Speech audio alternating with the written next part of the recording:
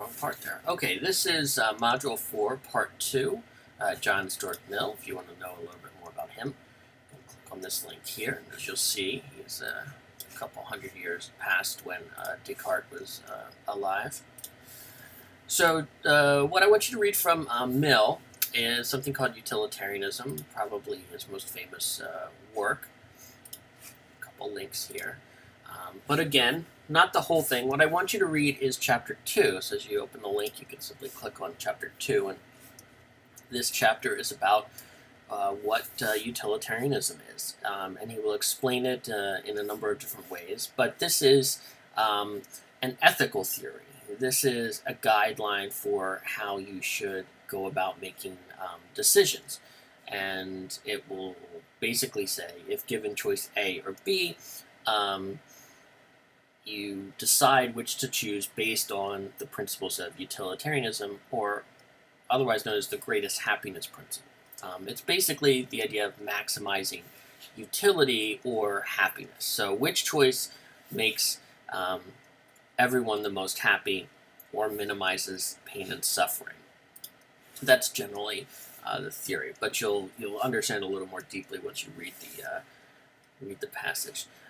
For the writing assignment, after you read utilitarianism and a little bit about the greatest happiness principle, I want you to think about an example, hypothetical or not, where acting based on the greater good might actually be the wrong thing to do. So I want you to try and think hard about some example where the greatest happiness principle would say, yes, we should do, A.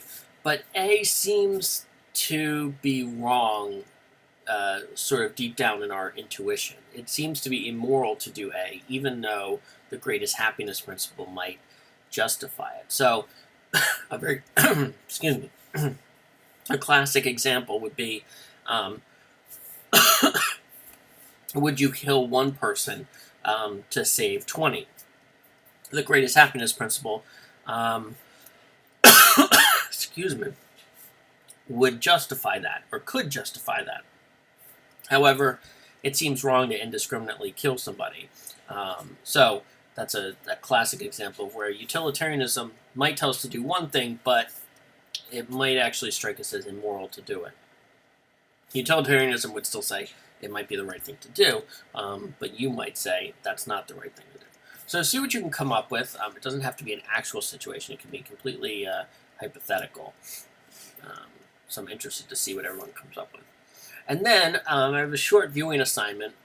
This is a little video from a charity or organization that tries to get you to help with the issue of poverty based on it being the right thing to do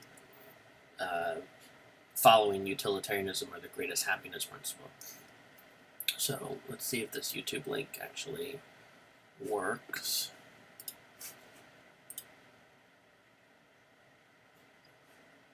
All right, well, at least the embedded version works. Oh, there we go.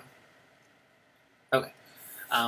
And this organization, The Life You Can Save, is not exclusively, but somewhat based on this very famous philosopher named Peter Singer. Peter Singer is a famous utilitarianism.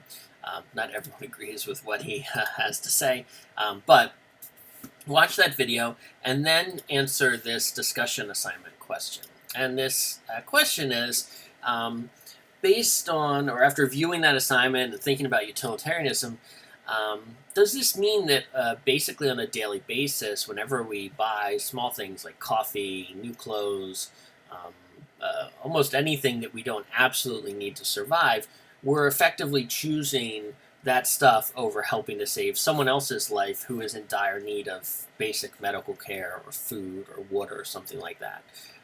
And isn't that wrong that we do that? So I want you to sort of play around with that idea, see what you come up with.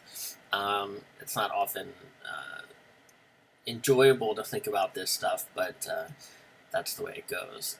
And finally, respond to one other person's post.